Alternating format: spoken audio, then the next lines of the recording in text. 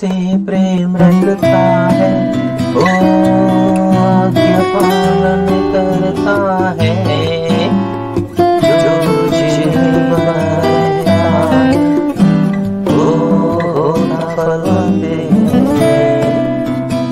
तेरे नाम से जो कुछ मांगे पिता उन्हें देता है,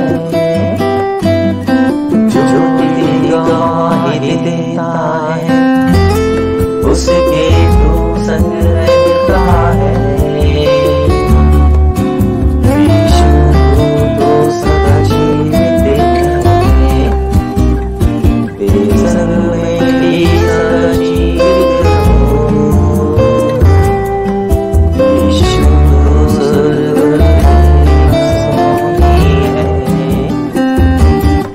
यीशु तो मेरा प्रभु मसीह है।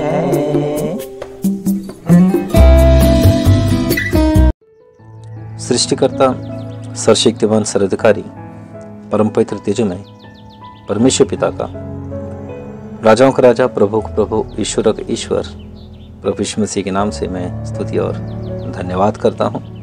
और आज के इस दिन और समय के लिए भी मैं स्तुति धन्यवाद करता हूँ। और आप सबों को जो आप प्रभु यीशु मसीह के नाम में बुलाए हुए, चुने हुए और विश्वासी हैं, राजाओं का राजा, प्रभुओं का प्रभु, ईश्वर का ईश्वर, प्रभु यीशु मसीह के नाम में आप लोग को शांति और जय प्राप्त होता रहे।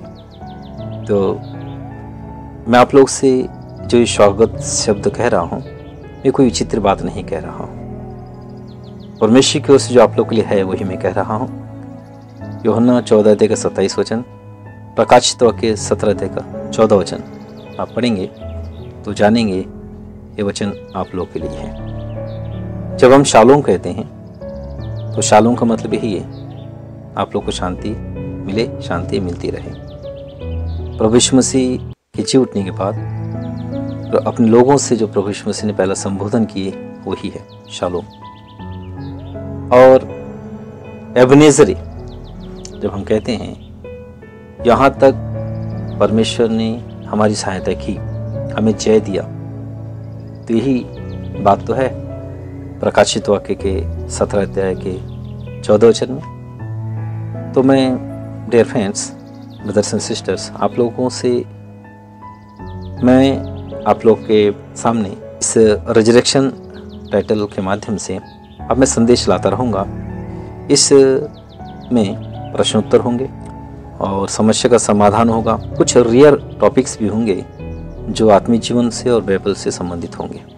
और आप लोग के जीवन में कोई प्रश्न हो, आप लोग के जीवन में कोई प्रश्न हो जिसका उत्तर जानना चाहते हो, आप लोग के जीवन में कोई समस्याएं हो जिसका समाधान चाहते हो, बाइबल से संबंधित कोई प्रश्न आप लोग के जहन में हो जिसका उत्तर आपको ना मिला हो, तो आप कमेंट कर बता सकते हैं। मैं प्रयास करूंगा कि आप जिस अंश पर संदेश चाहते हैं मैं उसे इस रिजेक्शन टाइटल के माध्यम से मैं यूट्यूब में अपलोड कर आप लोग तक पहुंचा सकूं। राज्य के विषय में और स्वर्ग के राज्य के विषय में जब इन दिनों में कह रहा हूं तो उसी संदर्भ में और मैं कुछ कहना चाह रहा हूं। पहले मैं इन बातों को कहना चाह रहा हूं कि परमेश्वर ने पहले के व्यक्ति को, फिर उसके पुत्र को, फिर उसके पुत्र को, उसके द्वारा पूरी एक बड़ी जाति बनाकर इस्राएल के रूप में, इस्राएल के संतानों के रूप में परमेश्वर ने एक जाति को चुन लिया, वो है इस्राएल जाति। परमेश्वर ने पहले अब्राहम को चुना, फिर उसके 2 संतानों में से इसहाक को चुना, फिर इसहाक के 2 संतानों में से एसाव को नहीं चुना पाया, याकूब को चुना और उनकी रक्षा करता रहा, उनसे जो वादा किया वो निभाता रहा। अब्राहम से जैसा वादा किया था इस्राएल को राज्य दिया, उन्हें एक राष्ट्र बनाया। और जब उन्हें मिस्र की गुलामी से छुड़ाया, स्वतंत्रता दी, तो उसके बाद फिर उनकी गणतंत्र हुई, गिनती हुई, उन्हें संविधान दिया। कनान में उन्हें पहुंचाने से पूर्व जंगल में ही उन्हें व्यवस्था दी। और वो जो व्यवस्था है वो परमेश्वर की ओर से मनुष्यों के लिए लिखित व्यवस्था है कि एक मनुष्य को आत्मिक रीति से कैसा होना चाहिए और मनुष्य मनुष्य से कैसा व्यवहार करना चाहिए। उनकी ज़िंदगी का पैमाना मनुष्य दृष्टि, परमेश्वर दृष्टि में और मनुष्य दृष्टि में सही होने के लिए कैसा होना चाहिए, खुद के विवेक में भी सही होने के लिए कैसा होना चाहिए, उन सारे प्रावधानों को लिखित रूप से परमेश्वर ने उन्हें दिया। और उसमें से 10 आज्ञाओं को तो खुद अपनी उंगली से ही लिख कर दिया।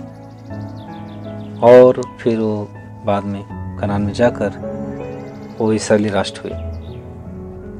तो ये प्रकट में वो राष्ट्र हुए और परमेश्वर ने उनसे ऐसा वादा किया कि वे उसके प्रति विश्वासघाती भी ठहरे, उन्हें वो नष्ट नहीं करेगा पर उन्हें सुधारने हेतु ताड़ना जरूर देगा और ताड़ना देकर उन्हें अपनाएगा। तो अभी इन बातों को नहीं कह रहा हूँ मैं, केवल ये बताने के लिए कि जो परमेश्वर ने मनुष्य को व्यवस्था दी उसमें क्या है।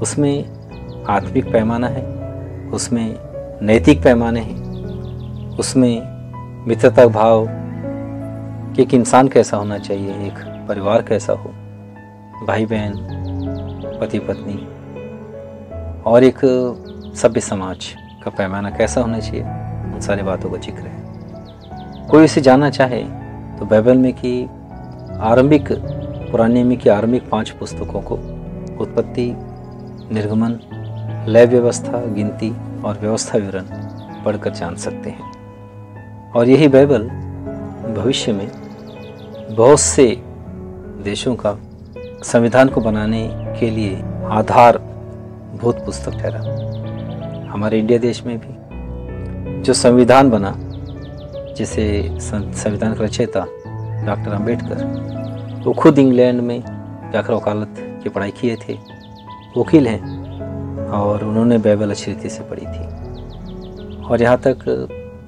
एक विशेष बात है जो ध्यान में रखने की आवश्यकता है। जैसा इजरायलियों को परमेश्वर ने मिस्र की गुलामी से छुड़ाकर कनान में राज्य दिया, वैसे ही दुनिया के कई देश हैं जो उनके गुलाम थे, बाद में स्वतंत्र हुए और उनके स्वतंत्रता दिवस मनाते हैं और फिर वो अपना गणतंत्र दिवस मनाते हैं। उनकी खुद की संविधान लिखी गई, डेफिनेशन वही है।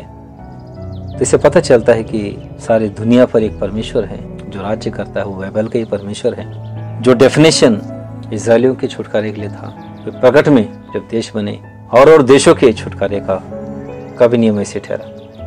तो मैं यहाँ ये कहना चाह रहा हूँ, मैं आप लोग को एक बात स्पष्ट कर दूँ, और ये बात आप लोग को जानना बहुत ज़रूरी है कि पुराने नियम के समय में जो परमेश्वर ने इस्राएलियों को मिस्र की गुलामी से छुड़ाया, वो सब दृष्टांत की रीति पर थी। पहले परमेश्वर के वचन बाइबल में 1 कुरिन्थियों 10:11 लिखा हुआ है, परंतु ये सब बातें जो उन पर पड़ी दृष्टांत की रीति पर थी, और वे हमारी चेतावनी के लिए जो जगत के अंतिम समय में रहते हैं लिखी गई है। अर्थात ये कि उन दिनों में जो फिजिकल था, इन दिनों में वो स्पिरिचुअल है, और जो फिजिकल था वो स्पिरिचुअल क्यों है, इसको भी मैं थोड़ा समझा दूं अभी, और आगे के भाग में मैं उसका विस्तार करूंगा। जो लोग प्रभु यीशु मसीह के नाम में सुसमाचार सुने और परमेश्वर के वचन बाइबल में से पढ़कर, सुनकर, ध्यान कर इस बात को जाने हैं, और सारी दुनिया में बात अभी फैली हुई है।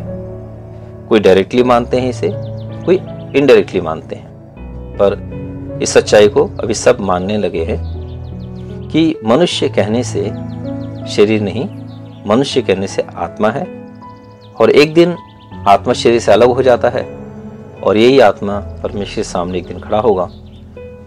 ये मैं कहने से शरीर नहीं पर आत्मा है। समझदारी में भी जो स्टैंडर्ड होते हैं, उनके बातों में भी समझ में आता है।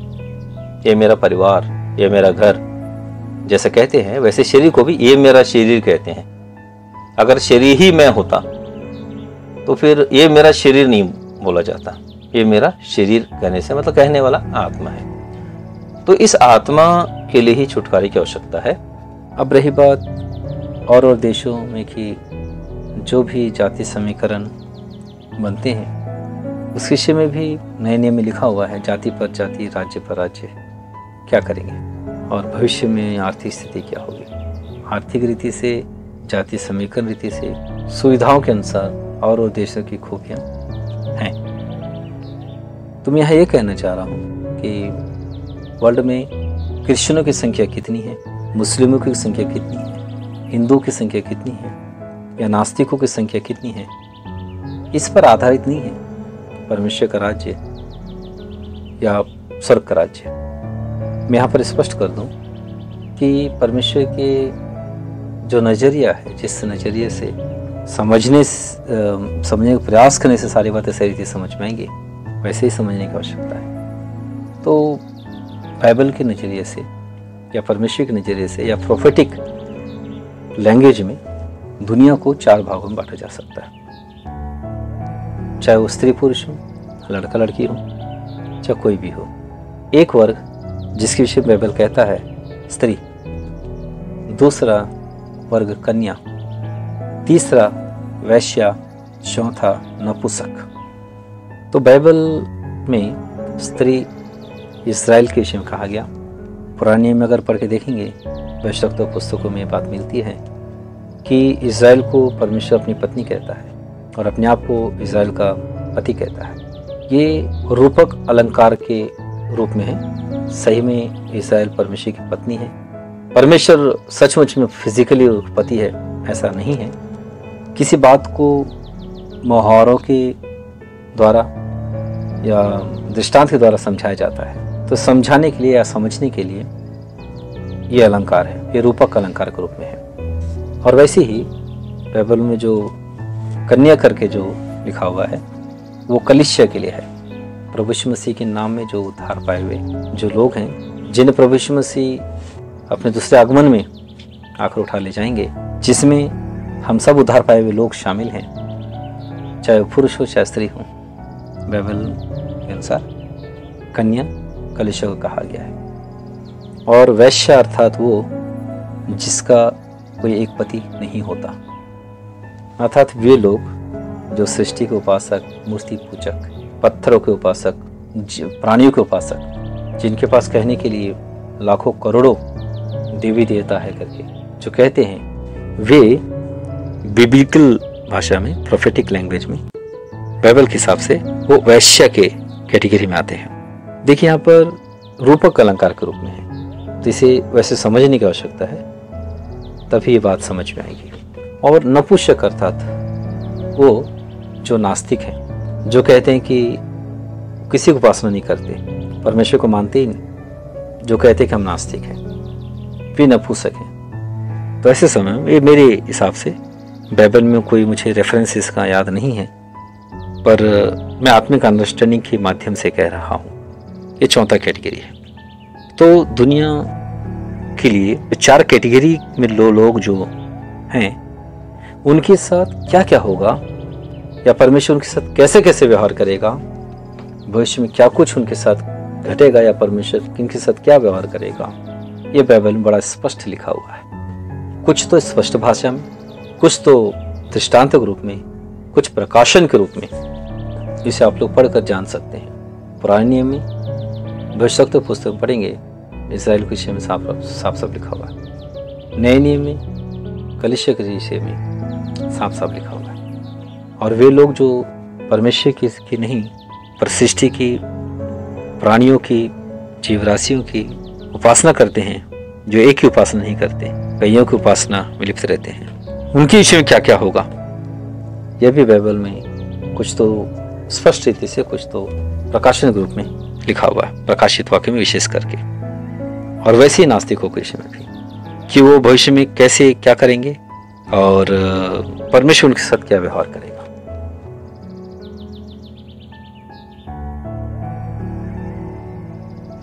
तो मैं भी आंशिक रूप से इन बातों को कहा हूँ, एक मोटे मोटे तौर पर, एक ऊपरी तरीके से कहा हूँ। और प्रभु ने चाहा तो एक एक विषय में कहूँगा डिटेल में। पर मैं अभी जो कहना चाह रहा हूँ ये है कि परमेश्वर का जो राज्य है इस रीति से होगा करके प्रकट में मनुष्य नहीं कह सकता। परमेश्वर के राज्य की डेफिनेशन मनुष्य नहीं ठहरा सकता। मतलब ये कि सब स्वर्ग चले जाएंगे, ऐसा नहीं है। क्योंकि जब स्वर्ग की बात आती है तो बाइबल में उसके लिए क्या प्रावधान ठहराया गया है? मन फिराओ क्योंकि स्वर्ग का राज्य निकट है। तो इसमें क्रिश्चियन परिवार में पैदा होगा तभी वो स्वर्ग जाएगा, ऐसा नहीं है। ना जाने कितने लोग जंगल में होंगे जिनकी कोई जाति नहीं, जंगली जाति कहते हैं, वो भी अगर मन फिरा लिए होंगे, स्वर्ग राज्य उनके हृदय में प्रवेश हो चुका होगा, तो कल के दिन वो स्वर्ग जाएंगे। और ना जाने कितने लोग हिंदू के रूप में या मुस्लिम के रूप में या जैन बौद्ध किसी भी धर्म के रूप में बाहर से पहचाने जाते हों और भीतर से मन फिरा लिए हों परमेश्वर के स्वर्ग राज्य के लिए और उनके मनों में स्वर्ग राज्य प्रवेश कर चुका हो, तो कल के दिन वो स्वर्ग के राज्य में होंगे। बाहर से लोग किस धर्म के हैं ये मायने नहीं रखता। और धर्म का जो झंझट इस धरती में है, किसी देश के कारण, किसी राज्य के कारण, किसी विशेषता कारण, यहाँ पर मैं 1-2 एग्जाम्पल दे सकता हूँ। जैसे लोग अपनी नागरिकता या अपना धर्म अपनी इच्छा से चुनते हैं। बीते कुछ वर्षों में अपने इंडिया देश में हजारों को नागरिकता दी गई। कैसे लोगों को? बांग्लादेश या पाकिस्तान या अफगानिस्तान कहीं से जो पीड़ित हुए वहाँ पर और शरणार्थी के रूप में जो इंडिया आ गए, मतलब कंगाल स्थिति में, गरीबी की स्थिति में, तो ऐसे लोगों पर इंडिया देश की सरकार दया करके उन्हें जो नागरिकता लेना चाहे उन्हें दे दी। हजारों की संख्या में दे दी। पर बीते कुछ वर्षों में लाखों की संख्या में लोग इंडिया देश को छोड़कर चले गए, दूसरे देश की नागरिकता ले लिए। क्यों? उनके हिसाब से बाहर देश की नागरिकता उन्हें अच्छी लगी फ्यूचर के लिए। तो इंडिया देश को छोड़कर कैसे लोग गए होंगे? वो लोग संपन्न लोग, लखपति, करोड़पति, अरबपति लोग। तो ये उनका चुनाव है। जब नागरिकता उन लोगों ने चुन लिया दूसरे देश की नागरिकता, तो जाहिर बात है कि धर्म भी वैसे चुन लेंगे। तो नागरिकता से उस देश की जो सुविधाएं हैं वो मिलेंगी। फिर धर्म से क्या मिलेगा? धर्म में भी वही मिलेंगे। जिस धर्म में जो मान्यता है, जो जिन बातों को वो वैल्यू देते हैं, वो उनके धर्म मिलेगा। नाम, शादी, समाधि, ये सब धर्म में मिलते हैं। पर किसी धर्म के कारण परमेश्वर नहीं पहचानता।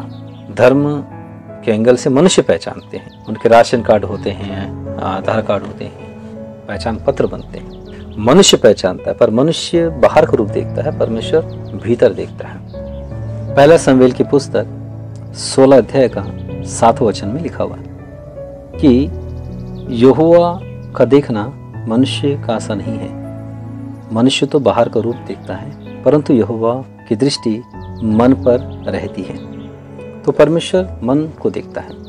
उत्पत्ति की पुस्तक 6वें अध्याय के 5वें वचन में भी इसी बात का जिक्र है। परमेश्वर मन को देखता है। मनुष्य बाहर का रूप देखता है, परमेश्वर भीतर देखता है। तो बाहर की वेशभूषा, जाति, धर्म, भाषा, चाहे एक इंसान का कुछ भी, कोई भी क्यों ना हो, चाहे वो मनुष्य की आधुनिक सभ्यता वाले बिग सिटी में रहते हों या गांव देहात में रहते हों या जंगलों में रहते हों, इससे कोई फर्क नहीं पड़ता। परमेश्वर दृष्टि में सारे मनुष्य एक समान हैं और वो भीतर मन को देखता है। तो ऐसे समय में जिस किसी का मन फिर जाए, जहाँ कहीं लगा वहाँ से वो फेर ले और परमेश्वर के स्वर्ग के राज्य की ओर लगा ले, तो परमेश्वर उन्हें के हृदय में स्वर्ग के राज्य को दे सकता है, ढेल सकता है।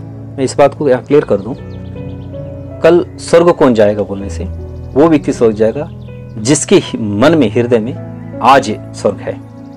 हाँ, मैं यहाँ पर और एक बात क्लियर कर दूं कि क्यों मन परमेश्वर देखता है। यिर्मयाह की पुस्तक 17 अध्याय का 9वां वचन, मन तो सब वस्तुओं से अधिक धोखा देने वाला होता है, उसमें असाध्य रोग लगा है, उसका भेद कौन समझ सकता है। मैं यहोवा मन की खोजता और हृदय को जांचता हूँ, ताकि प्रत्येक जन को उसकी चाल चलन के अनुसार, अर्थात उसके कामों के अनुसार फल दूं।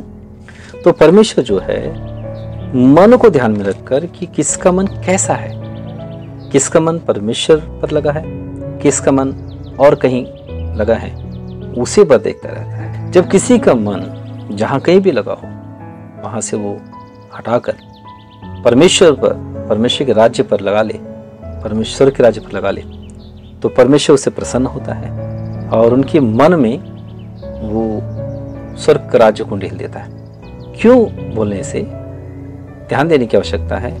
मन का डिजाइन ही ऐसा बना है कि वो जिधर लगाएगा वो उसका हो जाएगा। तो भले और बुरे के ज्ञान के वृक्ष फल को देखकर जैसे हवा का मन बहक गया था, तो परमेश्वर पर जब वो मनुष्य मन लगाता है तो उसका बहकाव से उसे छुटकारा मिलता है। तो अभी मैं इस बात को नहीं कह रहा हूँ कि भाई मन किन किन चीज़ों से फिराना है या आपका मन कहाँ कहाँ लगा है। आप खुद चेक कीजिए आपका मन लगता कहाँ पर है, जिससे आपको वहाँ से हटाना है, स्वर्ग के राज्य पर लगाना है। और रही बात परमेश्वर के राज्य के विषय में, मैं अगले भाग में कहूँगा। अभी मैं एक बताना चाहता हूँ कि एक मनुष्य स्वर्ग के राज्य को में प्रवेश करने के लिए क्या करना चाहिए, क्या धर्म परिवर्तन करना चाहिए। कई लोग सोचते हैं कि धर्म परिवर्तन करके ईसाई धर्म में चले जाएंगे तो उनको कुछ मिलेगा। मैं आप लोगों को स्पष्ट कर दूं, कोई किसी धर्म को बदल कर ईसाई धर्म में चले जाएं तो उनको वहाँ वही मिलेगा जो उनके धर्म में मिलता था। क्या मिलेगा? नाम, शादी, समाधि और उससे थोड़ा कुछ ज़्यादा तो लोकालिटी। अब लोकालिटी बोलने से ध्यान दीजिए इस बात को, क्या कोई किसी लोकालिटी में भी सीमित है क्या? भाई क्रिश्चियन लोग भी औरों से भी मिलते हैं, मार्केट में जाना या जहाँ कहीं भी घूमते हैं, सफ़र करते हैं, क्या सबों से नहीं मिलते क्या? अभी मिक्स जनरेशन है सब, इसलिए किसी स्पेशल लोकालिटी में ही कुछ स्पेशल अनुकूलता मिलेगी ऐसा नहीं है। एक व्यक्ति को भीतर से बदलना होगा। और रही बात ये जो धर्म वाली बात आई है, तो मैं कह दूं कि धर्म का नजरिया से परमेश्वर नहीं देखता, ये मनुष्य का देखना है। इसलिए मनुष्य को चाहिए कि मन फिराए कि स्वर्ग राज्य में वो प्रवेश पाए। आमीन। प्रभु आप लोग सहायता करें। जो तुझसे प्रेम रखता है वो आज्ञा पालन करता है, जो तुझे बनाता है वो फलवंत है। तेरे नाम से जो कुछ मांगे पिता उन्हें देता है,